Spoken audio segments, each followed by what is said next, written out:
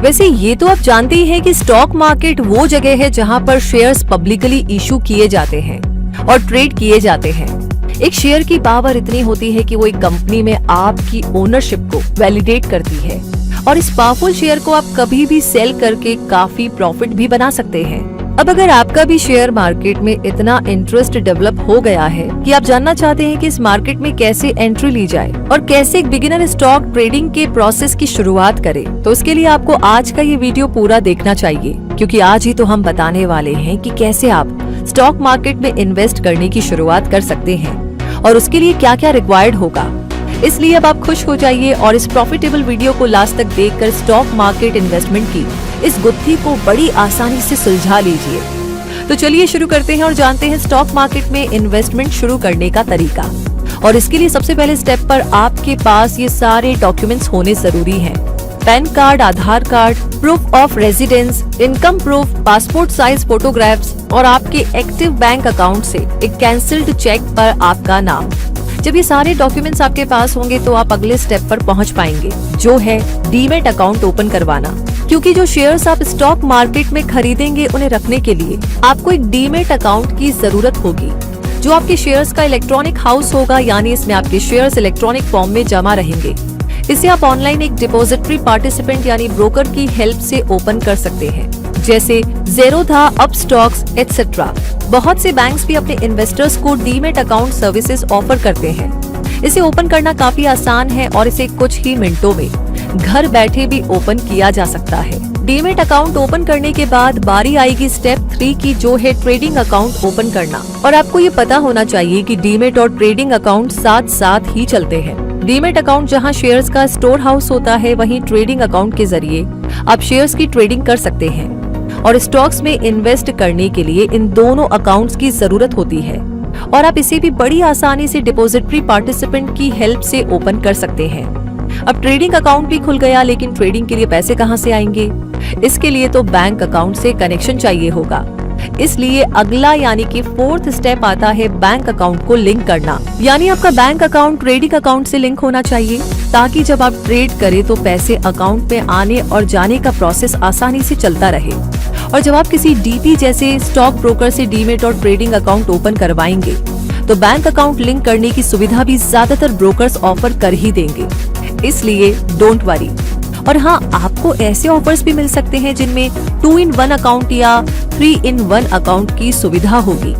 यानी कई brokers demat और ट्रेडिंग अकाउंट एक साथ ओपन करने का ऑफर देते हैं, जो 2-in-1 हो जाता है। और कुछ ब्रोकर्स इसमें बैंक अकाउंट को भी लिंक कर देते हैं, जिससे ये 3-in-1 का ऑफर बन जाता है।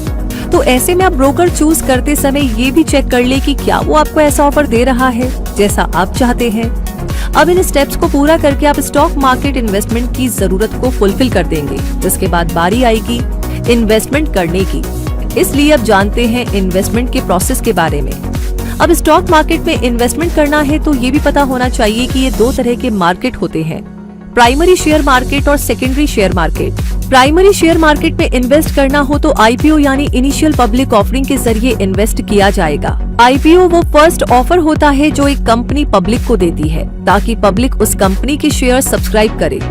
इसके लिए आपके पास डीमैट अकाउंट, ट्रेडिंग अकाउंट के अलावा बैंक अकाउंट से मोबाइल नंबर लिंक होना और यूपीआई आईडी होना जरूरी है।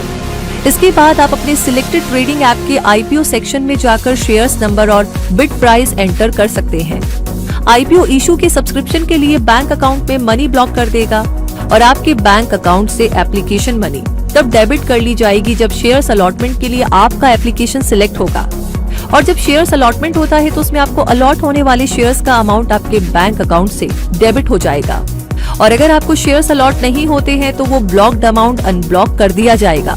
यहाँ पर आपके लिए स्टॉक मार्केट टिप ये है कि आईपीओ में इन्वेस्ट करते समय उस कंपनी की स्ट्रेंथ, स्ट्रेटेजी और फाइनेंशियल हेल्थ को इवेल्युएट जरूर करें। और अब जानते हैं सेकेंडरी मार्केट के बारे में। तो सेकेंडरी मार्केट स्टॉक मार्केट होता है जहाँ स्टॉक्स खरीदने और बेचने का प्रोसेस चलता है। इसके लिए आपके पास डीमैट एंड ट्रेडिंग अकाउंट तो है ही, जो आपके बैंक अकाउंट से लिंक है। तो आप अपने ट्रेडिंग अकाउंट में लॉगिन करके अपने लिए शेयर्स चूज कर सकते हैं जिन्हें आप खरीदना चाहते हैं और बाद में सेल करना चाहते हैं। शेयर्स परचेज करने के लिए आपके अकाउंट में सफिशिएंट अमाउंट होना चाहिए। इसके बाद आप शेयर्स खरीदने या बेचने का प्राइस डिसाइड कर सकते हैं। और आपको तब तक इंतजार करना होगा जब तक कोई बायर या सेलर आपकी रिक्वेस्ट को एक्सेप्ट करे। उसके बाद आप बाइंग या सेलिंग जो भी आप करने वाले हैं उसके अकॉर्डिंग मनी या शेयर्स ट्रांसफर करके स्टॉक मार्केट ट्रांजैक्शन को कंप्लीट करेंगे, जिसके बाद आपको मनी या शेयर रिसीव हो जाएंगे। वैसे सुनने में ये कॉम्प्लेक्स प्रोसेस लग सकता है, लेकिन ये वाकई में सिंपल है। यहाँ पर आपके लिए स्टॉक मार्केट टिप ये है कि स्टॉक मार्केट को एनालाइज करके सही जगह इन्वेस्ट करके प्रॉफिट अर्न करने के लिए और लॉस के रिस्क को मिनिमाइज करने के लिए जरूरी है कि आप अवेयर रहें। सिंपल और स्मॉल इन्वेस्टमेंट में शुरू करें और जिन स्टॉक्स में आप इन्वेस्ट करने वाले हैं उसके बारे में प्रॉपर जानकारी लेने के बाद ही इन्वेस्ट करें।